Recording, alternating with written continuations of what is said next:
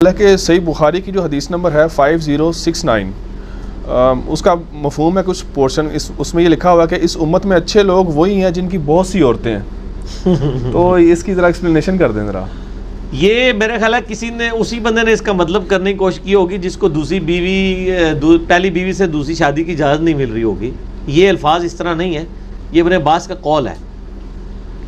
وہ اصل میں شادی کی ترغیب کے اوپر بات کر رہے تھے. وہ تو بخاری مسلم میں حدیث ہے, آپ پتہ نا 3 لوگ آئے نبی علیہ السلام کی خدمت میں, آپ موجود نہیں تھے, تو آپ علیہ السلام کی عبادت کے بارے میں امہات المومنین سے پوچھا.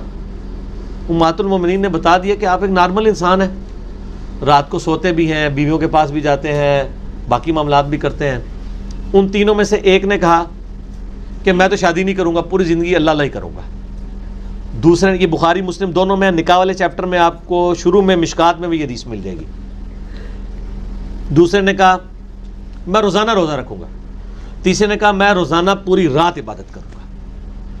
اور پھر انہوں نے کہا نبی علیہ السلام تو بخشے بخشائے, ان کو تو زیادہ عبادت کرنے کی ضرورت ہی نہیں ہے, ہمیں تو ضرورت ہے. یہ بات کہہ کے وہاں سے چلے گئے. نبی صلی اللہ علیہ وآلہ وسلم تشریف لائے تو آپ کو بتایا گیا اس طرح 3 بندے ملنے آئے تھے, یہ کر کے گئے. آپ جلال میں آپ فرمایا بلاؤ ان کو, وڈے نیک بندے نے اے بریکٹش, وہ آپ کو آگے غصے کے اظہار سے پتہ چلے گا.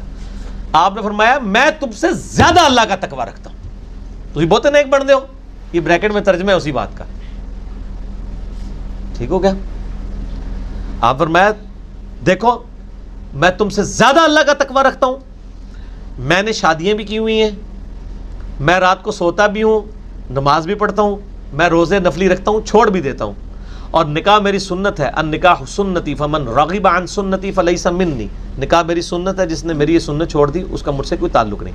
اصل میں یہود و نصارہ کے اندر چونکہ رہبانیت آ چکی تھی, دنیا کو چھوڑ کے جنگلوں میں بیٹھ جانا, اس کے خلاف نبی علیہ السلام نے کہا کہ نہیں, میرے ماننے والے خاندانی سسٹم کو وجود دیں گے, شادی کریں گے, خاندان بسائیں گے. اس پورے سینیریو میں ابن عباس کے قول کو سمجھیں. اس زمانے میں بھی جو لوگ شادی کرنے کو سمجھتے تھے خدا سے دوری کا سبب ہے, کیا بال بچوں کے جھنجھٹ میں پڑے, چپ کر کے مسجد میں بیٹھ کے اللہ اللہ کریں. اس کانٹیکسٹ میں وہ یہ بتانا چاہ رہے ہیں کہ جو سب سے بہترین شخصیت تھی نبی علیہ السلام, انہوں نے کئی شادیاں کی ہوئی تھی.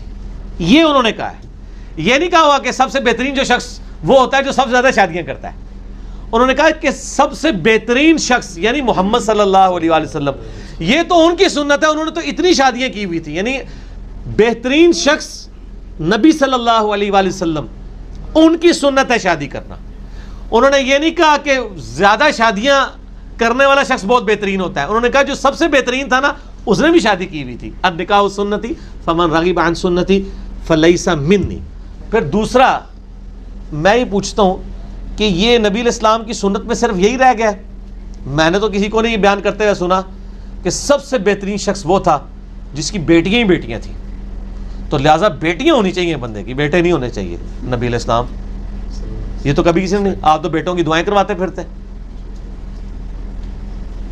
نبی علیہ السلام کی بیٹیاں تھیں نا, بیٹے تو بچپن میں فوت ہو گئے نا, 4 بیٹیاں تھیں نا, یہ تو کسی نے نہیں کہا.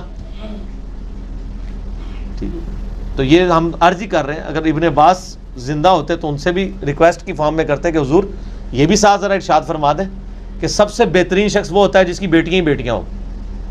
یہ تو کوئی نہیں ہے کیونکہ نبی علیہ السلام کی بیٹیاں تھیں. اچھا پھر اس سے بھی آگے, سب سے بہترین شخص وہ ہوتا ہے جو 3 مہینے تک جس کے گھر چولہا نہ جلے, کیونکہ نبی علیہ السلام کے گھر نہیں چلتا تھا, بخاری مسلم میں آتا ہے. تو سر یہ تو کوئی ہمیں روایتیں نہیں مل رہی ہیں. شادیوں کی باری آئی ہے تو ایک روایت کو اس کو اپنے حساب سے مولڈ کر کے تو ابن عباس کے قول کو کہیں سے کہیں بنا دیا. قرآن کی ڈاکٹرائن میں تو میرے بھائی قرآن نے تو ایک ہی شادی کو بہتر کہا ہوا ہے. کوئی قرآن میں سورۃ النساء میں واضح آیا کہ اگر تمہیں خدشہ ہو کہ تم انصاف نہیں کر سکو گے تو ایک پر اکتفا کرو. خدشہ ہو انصاف نہیں کر سکو گے تو ایک پر. تو قرآن نے تو بیسیکلی یہ جو 4 شادیوں کی اجازت ہے, حکم نہیں ہے کہ کرو لازمی. یہ کس معاشرے میں ہے؟ اس معاشرے میں جدھر لوگوں نے بے شمار شادیاں کی ہوئی تھی. یہ 4 کے اوپر ان کو ریسٹرکٹ کیا ہے کہ یار اتنی شادیاں نہ کرو, 4 ہی کرو. یہ کم کروائی گئی ہیں. یہ نہیں ہے کہ ان کی ایک بیویاں تھیں. صحابہ میں سے کوئی بھی نہیں جس کی ایک بیوی ہو. عرب کے لوگ تو آپ کو پتہ نا گرم مزاج, پھر عورتوں کے بھی بڑا مطلب وہ ان کا ایک رجحان تھا عورتوں کی طرف, تو بے شمار شادیاں کرتے تھے. ان کو ریسٹرکٹ کیا تھا کہ 4 تو آگے نہیں پائی کرنی. یہ نہیں کہا گیا کہ ایک کرتے تھے کہا گیا 4 کرو. وہ 40-50 کرتے تھے, ان کو 4 پہ لایا گیا ہے. اس لیے قرآن کے الفاظ ہی دیکھیں کہ اگر تمہیں خدشہ ہے تو ایک پر اکتفا کرو. قرآن تو ایک کے اوپر. اور میں تو یہ سمجھتا ہوں جو لوگ دعوت و تبلیغ کا کام کرنے والے ہیں, دین کے ساتھ جڑے ہیں, ان کے لیے تو ایک نبھانی بھی مشکل ہو جاتی ہے. ٹھیک ہے, ٹے جائے کہ وہ باقی علماء جو ہیں وہ تو نبھا سکتے ہیں جی, کیونکہ انہوں نے دین کا کام نہیں کرنا ہوتا, فرقے کرنا ہوتا ہے. تو وہ پہلے شاگرد بناتے ہیں, بعد میں شادی کر لیتے ہیں, اور پھر سلسلہ, پھر وہ کلپ بھی چاہتے ہیں میری پہلی شادی کس طرح ہوئی, میری دوسری کس طرح ہوئی, میری تیسری کس طرح ہوئی. وہ تیری ہوئی ہے, اللہ کے بندے اپنے کول رکھ. ٹھیک ہے, تو لوگوں کو دستا پھر رہے ہیں. ٹھیک ہے نا, دین کا مسئلہ لوگوں کو بتائیں. ٹھیک ہے, اگر کوئی کر سکتا ہے ضرور کریں, ہم تو نہیں کہتے حرام ہے, قطعاً نہیں کہتے. ٹھیک ہو گیا.